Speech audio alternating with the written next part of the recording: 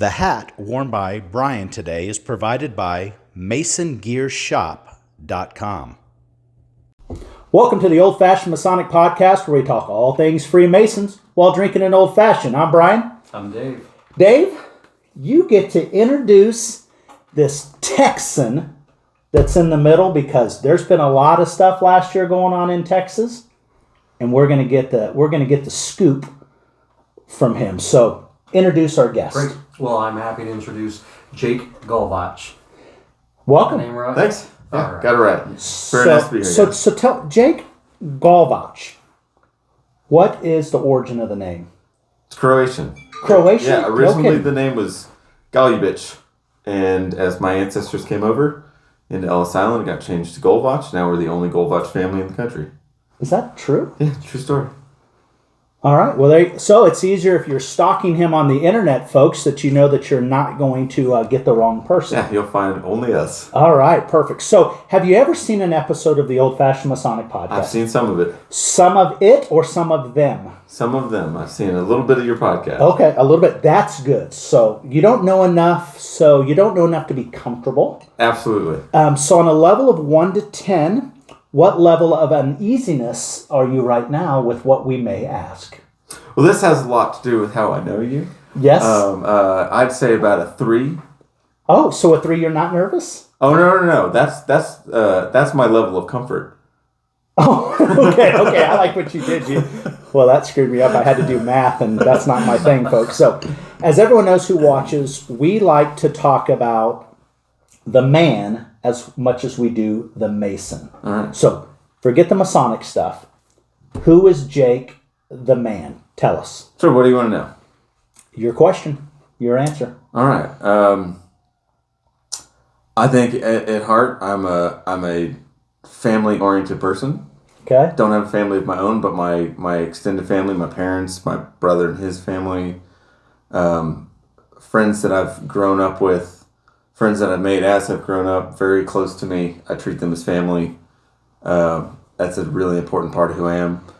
I have some passions in life. I have a business career. It's very important to me. I love it. I work really hard at it.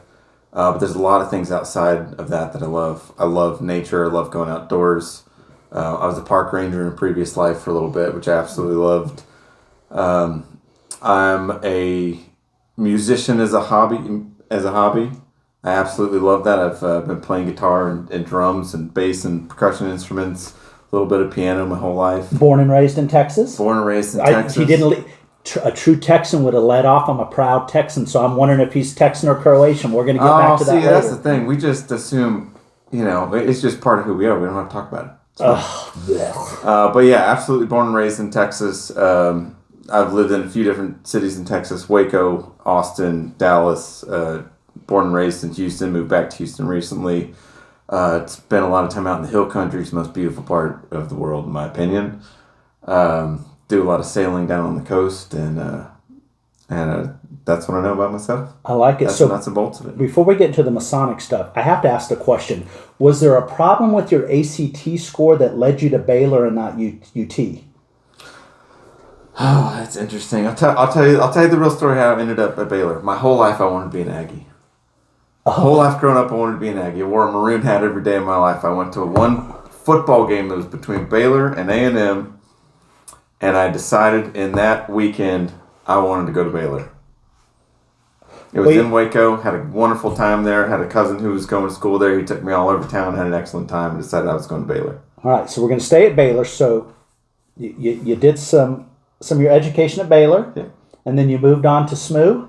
Moved on to SMU. Did an MBA at SMU. I enjoyed being there. I was a lot more focused on school than having a good time there. Okay. It was an excellent time of my life. Really important for my career. So you chose the 2 cheapest schools in Texas to attend. That's right. Yeah, definitely. Yeah, that makes sense. That makes sense. I was kind of wondering what got you there. So, yeah.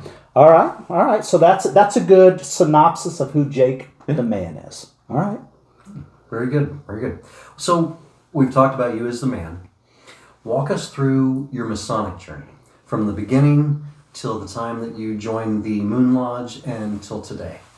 I'm kidding about the Moon Lodge. We had an episode about that. Please go ahead. Fair enough. So when I was in college at Baylor, I had a really good friend who was a history major, and she was very interested in all the Masonic history.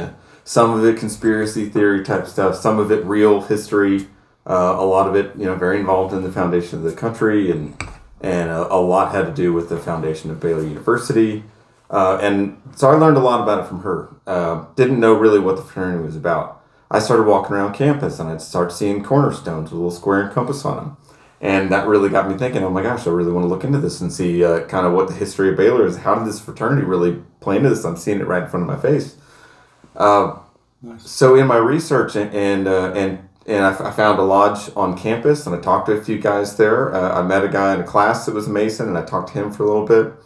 And then all my research, I actually found out what the fraternity was really about being a fraternity that is designed around making yourself the best man that you can be, and really being a system of morality to live by, and teaching you a lot of lessons about life and how to conduct yourself, and a lot about how you view your interactions in society, how you treat women in particular as a man, and it really, really appealed to me, everything that I'd learned. So I went back to some of my friends that I had met that I knew were Masons, that I'm really interested in this.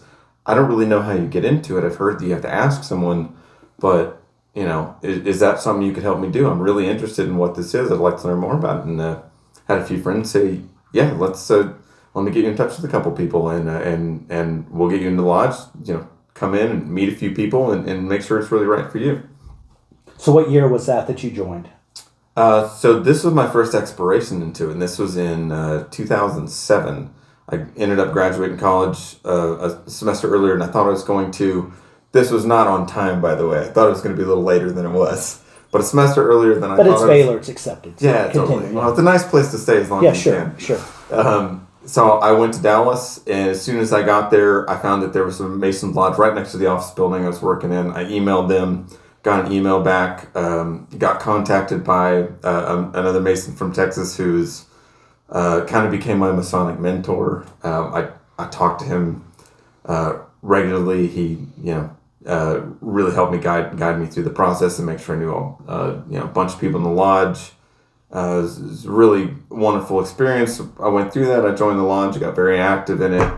I ended up going through some of the officer chairs. I was Worshipful Master of the Lodge in 2014 and 2015. Helped start an investment fund in our lodge that really helped kind of provide for the finances of the lodge and allow us to do a lot more activities, and served as treasurer for a year, a few years after being Worshipful Master. And now I dearly miss my lodge because I live in Houston now, and I miss my lodge in Dallas, and I miss all my brothers there, and I hope to get back there soon. And that's kind of my Masonic history. After the Blue Lodge, what else did you do? What else in the Masons? After the Blue Lodge, in the Masons, are you talking about appendant bodies? You're okay. Yeah. So after the Blue Lodge, I had met a Mason who was a district deputy Grand Master at the time. He was traveling around all the lodges. He knew I played guitar. I knew he played guitar. So we had a conversation, kind of swapping pictures of some neat guitars that we had. And he said, hey, I'm part of the Shrine Band. You ought to come out and just jam with us on a Wednesday night. We practice every Wednesday. So I went out and just took my guitar out and took him up on it and practiced with them one night. Just kind of played around, filled in, tried to pick up the songs they were playing. And I never left. I went back every Wednesday for about 5 years. Got to play in the State Fair of Texas with the band. I eventually joined the Shrine after about a year of playing with them. They said, you're going to have to join the Shrine eventually. And what Shrine Center is that? This is the Hella Shrine in Dallas, Texas. Is it Dallas or is it Garland? It's located in Garland. Okay. I've been there, so I'm just trying to make sure. Kind of off Walnut Hill. The outskirts of Dallas, for sure. Okay. All right. No Scottish Rite, no York Rite? Haven't done Scottish Rite or York Rite. All right. So let's go back to the Blue Lodge. What chair did you start in? We knew you were a master, but where'd you start, and did you hop around? Yeah, I started in junior deacon. In junior deacon, okay. Yeah. And just worked your way from there. I skipped a lot of chairs. Okay. I went from there to actually went to junior warden's chair after that. Okay. Oh, you didn't even get to walk them through the. All right, gotcha. I filled in a couple times in various spots, but I went to the junior warden's chair, worked my way through senior warden, and then eventually became Worshipful Master. What was the membership count at that lodge at the time? I like to focus on active members that are showing up all the time. I Sure. think every time we had a meeting, we probably had 20 guys show up for lunch. Okay. And so did you have 200 membership, 300 membership? Yeah, I don't remember the exact numbers. Yeah. So I should know. most lodges will have 20 to 30, and you could have anywhere from a membership of 300 over 1,000, and that number absolutely. seems to be about It the varies same. a lot. So right, whether you're in Kansas or Texas. So It's interesting, and I do want to say that I love how your journey started. It's almost textbook what Masonry used to be 50 years ago, Right. Where you got interested, you asked somebody, and it blossomed from there. So very cool. Yeah, no one in my family was a Mason. It was just something that came to me randomly. I was really interested in it. When I actually started learning about what it really was. It's something I wanted to be a part of. And then when you did join, what was the proficiency requirement to become a Mason at that point? Can you ask some more specific question for me? So did you have to do questions and answers? How did you prove up to go from one degree to the next? Okay, so we did questions and answers. We didn't have to know the questions; we just had to know the answers. Okay. I was actually kind of trying to test myself a little bit on the way up to Kansas today. Okay. See if I can still go through a lot of it. 'Cause it's been. I think you'd be 15 surprised years. once you start to hear it. Yeah. Yeah. So, because the reason they've asked a question, we always hear a lot, and the Grand Lodge of Texas, at the Grand Lodge session this year, they had the proposal to seek the inquiry of if they could maybe move forward with all the way in one day classes, which we'll talk about a little bit later. So as a master, when you were sitting in as a master, what's the one thing that you accomplished that you felt like you were most proud of that year? The one thing that I think, and I'm not going to say I accomplished, I'm going to say my lodge accomplished. Okay, I very much view it that way. I think there's a temptation to view it as this is my year. To me, this is the year that I'm serving as the Worshipful Master at the will of the lodge. Attaboy. And one thing that was really crucial to our lodge, this is Hillcrest Lodge in Dallas, Texas, is we went through a consolidation process with another lodge in Dallas. It was Lovefield Lodge. We had a situation where the resources of both lodges and the needs of both lodges were very much aligned, and Right. it made absolute sense to do it. And it was a very cooperative process with both lodges, and the lodge that we ended up with, which is now still known as Hillcrest. We still have a lot of honor for Lovefield Lodge, and certainly don't want to discount what a wonderful lodge that was. But the lodge that we ended up with, the joint lodge between the two groups, much stronger for both sides. What we put together was really great for Masonry in Dallas, and for all the members that we had at the time. We saw it really energize and bring back a lot of members that have been away from lodge for 15 or 20 years. Seen them come back and be like, I love what you're doing. You're bringing this back. We want to see this. This is great. This is what I want to be a part of. So that's the one thing that I was really proud of that year, is just doing what I could as Worshipful Master to kind of help orchestrate that process. But I certainly don't want to take away from all the work that was done by the members of my lodge. It was a lodge effort, not a Worshipful Master's task. Nice. very good. Nice. And Brian and I have talked off camera about that. That future of Masonry, we're going to see more merges like that, or we need to. Yeah. And I just love the fact that you told us that it was amicable, right? It was so that's great. Get the egos out of the way and really service the craft. So on the other side of Brian's question, then, what is something that you wanted to accomplish that you didn't, or that your lodge didn't? In that year, I want to respond to that a little differently, because I have some things that stick out in my Masonic career that kind of bother me and hurt my heart a little bit. And I'll tell you one of those specifically. I think the year that I was Worshipful Master, there was a Vanguard Award that we could have gotten. Mm-hmm. And I think I could It's like the Trush Robinson for us. Oh, okay. I think I could have led our lodge to get that, and I think there's been a lot of Worshipful Masters that have kind of seen that path, and I think I really could have led the lodge to do that. But on the other hand, my main priority was doing everything I could, and again with everyone else's help, to make the successful merger happen. And actually, we got through most of the process, and then I think it completed about a month after I was out of the East. One thing, though, that's always bothered me is I did an absolutely terrible job as treasurer for my lodge. I really did. And I think if you asked any of the guys in my lodge, they would laugh and say, yeah, he did a horrible job. But it was something I knew in my heart, is that I took on a responsibility, and I think this is an important thing to think about when you agree to do something for a lodge, especially, if you really care about the lodge. You need to know what your boundaries are and kind of whether or not it's within the things that you can actually accomplish. I think I took it on at a point where it made sense with what I was doing as a career, because I work in finance. But my ability to be there and actually get it done and do it well and always be around and be there at every meeting and every function was not where I needed to be, and it's always hurt my heart that I didn't do the job I could have done.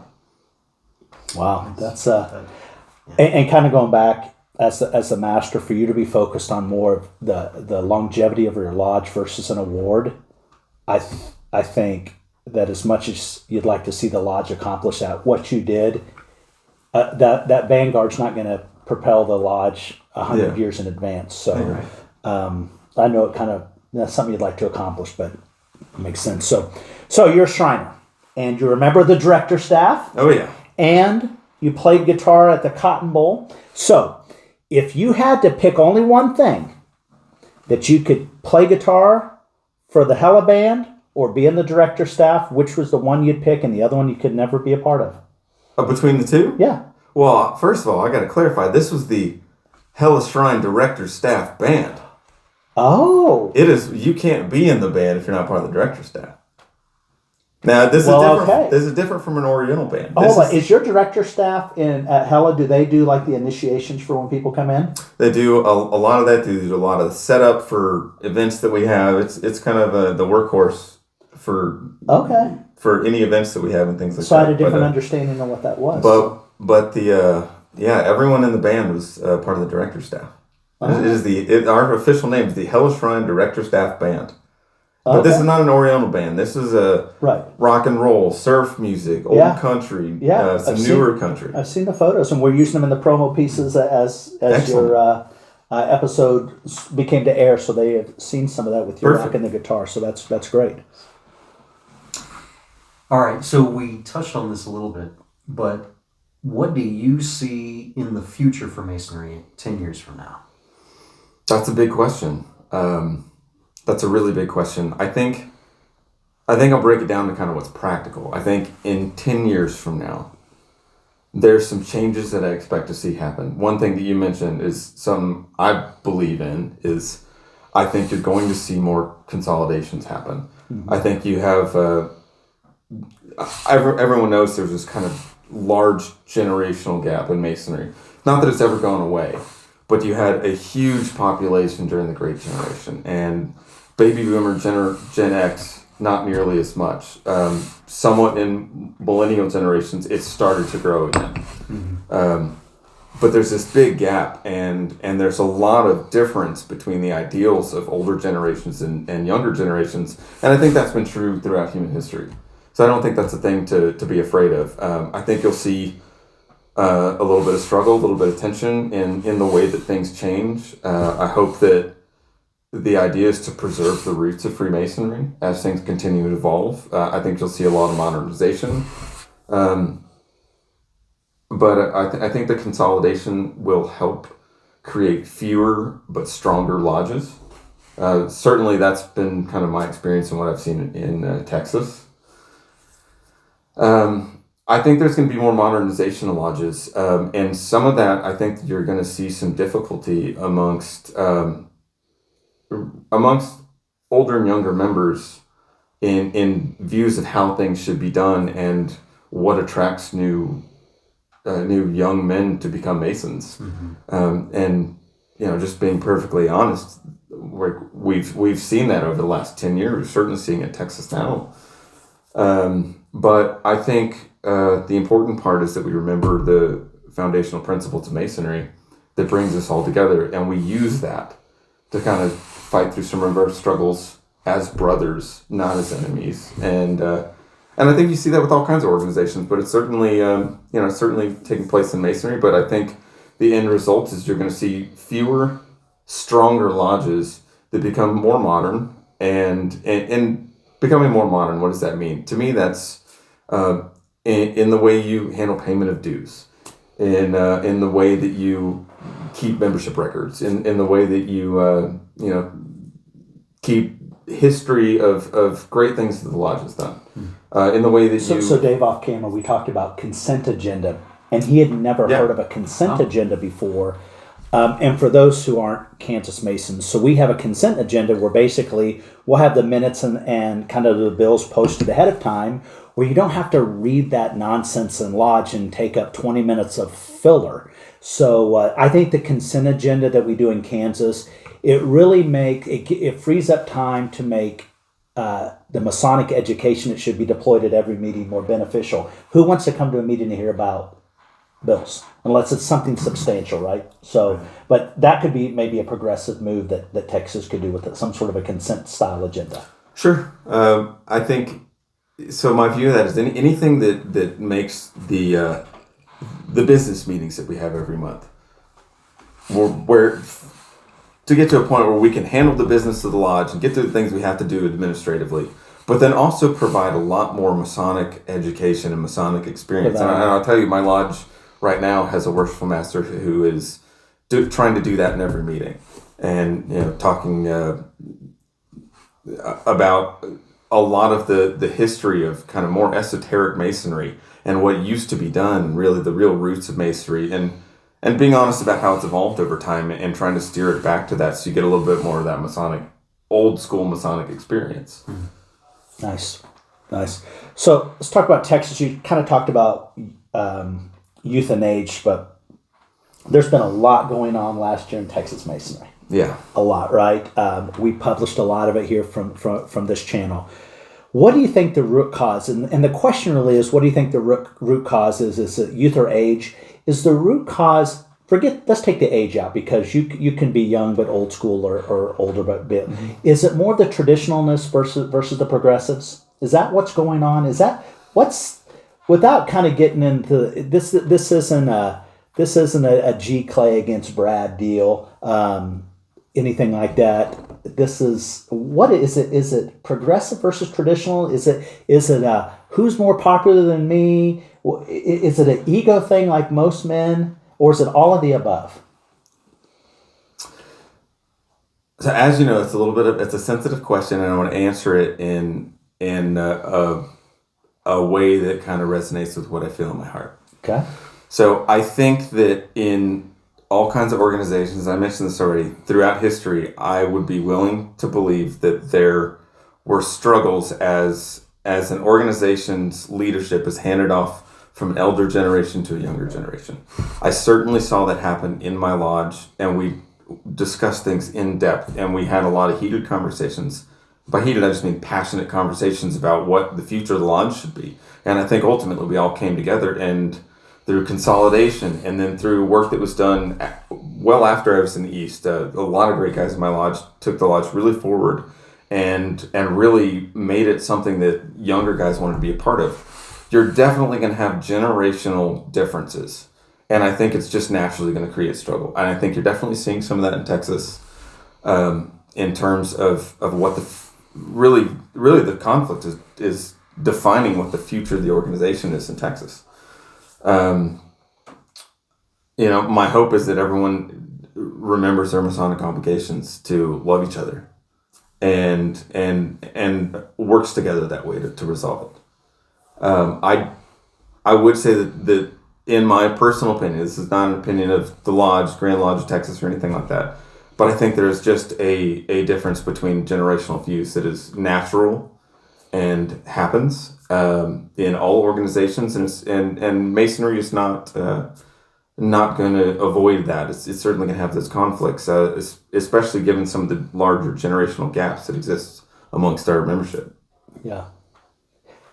That's Jake for Grand Lodge of Texas officer. I'm putting the nomination out right there. There you go. That's a great answer. No. Wow. Yeah. That's deep. Okay. That's deep. All right, well, let's stay on the future. Okay. You are a Shriner, Yes. but you have not joined the Scottish Rite or the York Rite. In Kansas, it used to be a requirement to join the Shrine. You had to be in the Scottish Rite or the York Rite, as well as a Mason, obviously. But we did away with that requirement. In 2000. And of course, the Scottish Rite and the York Rite, they don't have the membership that they used to, especially after that. So, what are your thoughts going forward? Should the Shrine require Blue Lodge membership?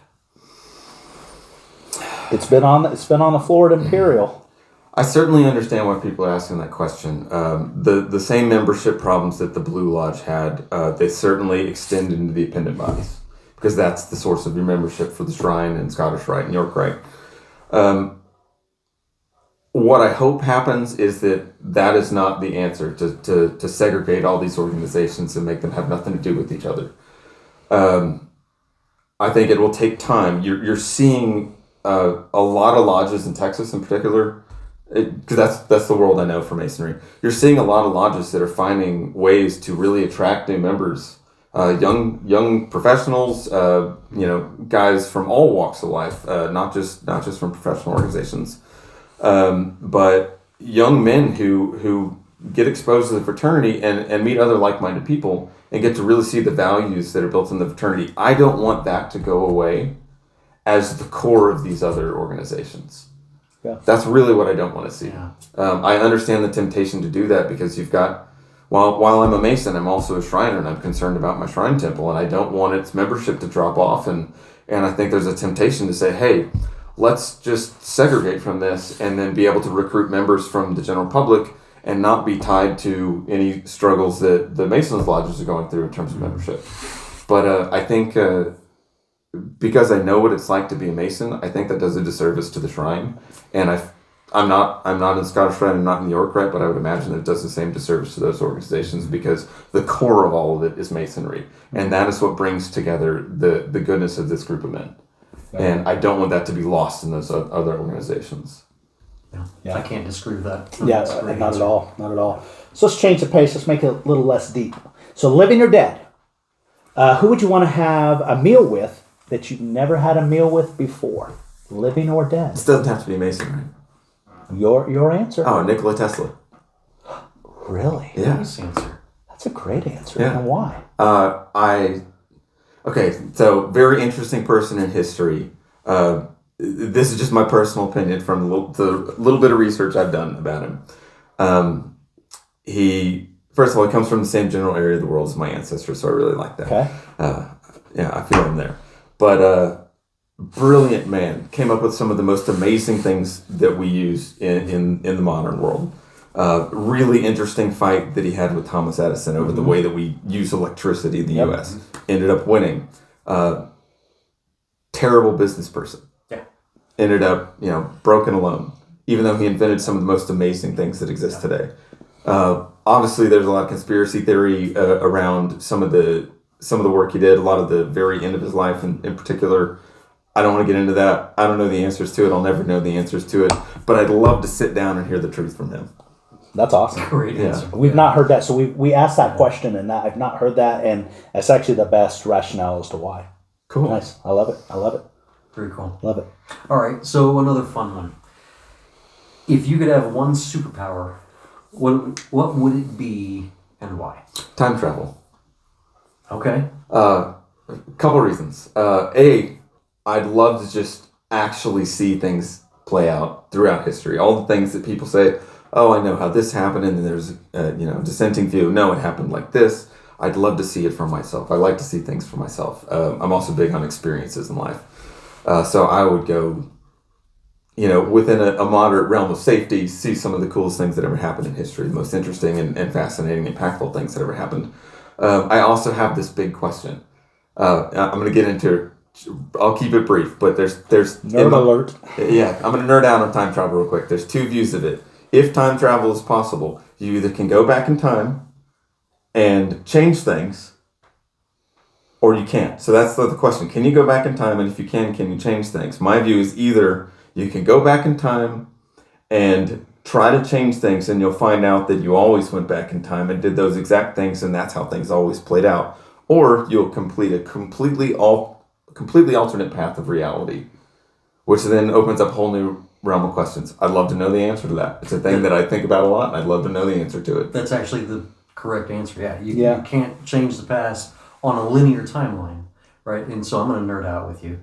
Great, let's do it. Yes, the idea is if somehow you could get back into time and change something, kill Hitler, for instance, then it would create a separate timeline different from what we live in today. And yours would always be perfectly linear. Yep. Fascinating. Okay, so before we get to the most important question of the podcast, I want to kind of throw this. So, I'm not going to throw the particular person under the bus. So, we received recently a cease and desist letter from, let's just say, a player in the great state of Texas. So, to anybody that tries to send us anything on a cease and desist, I will just tell you this. We do everything fact-based. We have supporting information. But I will give you the same advice as I did recently is there is a hot bag of something that I would enjoy for you to have a bite of, but don't come at us with this because this is... I say this before I ask this next question. Oh, great. So, with everything's going on in Texas this last year, I think there's been a bit of a fracture. I do think the state of Texas is going to come out of it.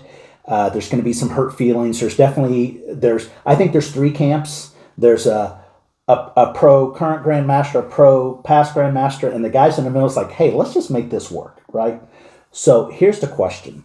Do you think that this fracture is going to be deep enough that there would ever end up being two Grand Lodges in Texas? Not that you want it, because nobody wants that. That's terrible. But do you think it's possible?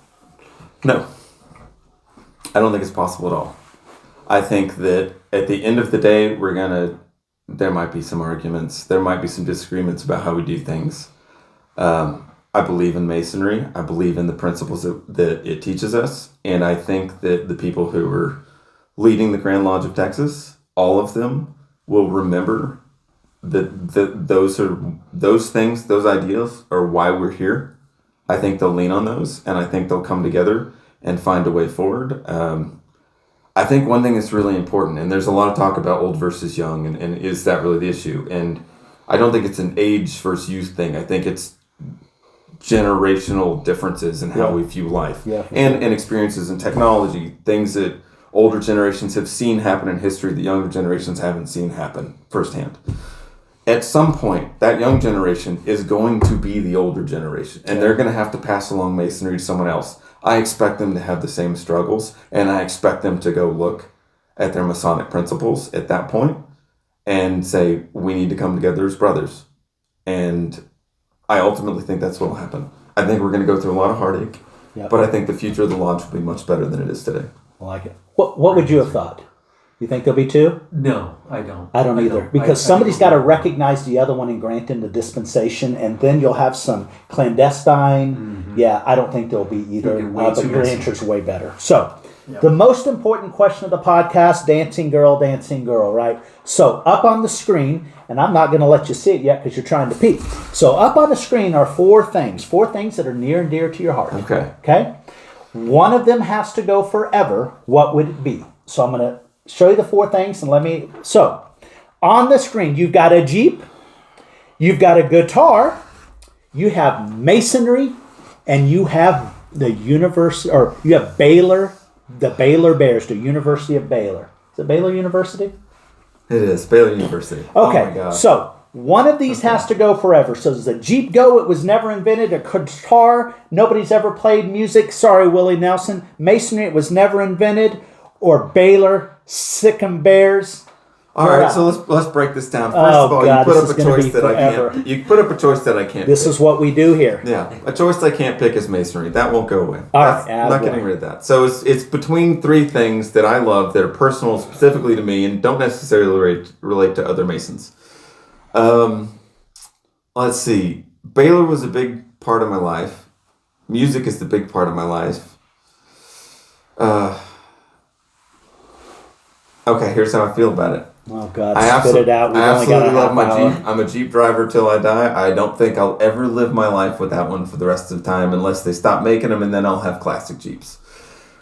Okay. However, Oh God. Baylor was so impactful to my life, and I'm such a Baylor Bear. I'm a diehard Baylor fan, even when we're in the middle of scandals, even when our team goes. Yeah, they got to a the little. They got a pits. little rapey for a while. Oh, this is school. Oh, I know. There were some things. But it was a very impactful part of my life. Definitely, certainly consider it my alma mater. Very attached to it. I couldn't get rid of Baylor because it was such an important part of my life. Music I can't get rid of. The Jeep's going, isn't it? A car I can replace, man. But it was never invented. The Jeep was never invented. Okay, well, if it's never invented, then I have no strain over it whatsoever. Folks, the Jeep has to go. You heard it here. Not selling a Jeep, though. Jake, thanks for coming in from Texas and hanging with us. Thanks for having me, guys. Thanks for Appreciate watching it. the Old Fashioned Masonic Podcast.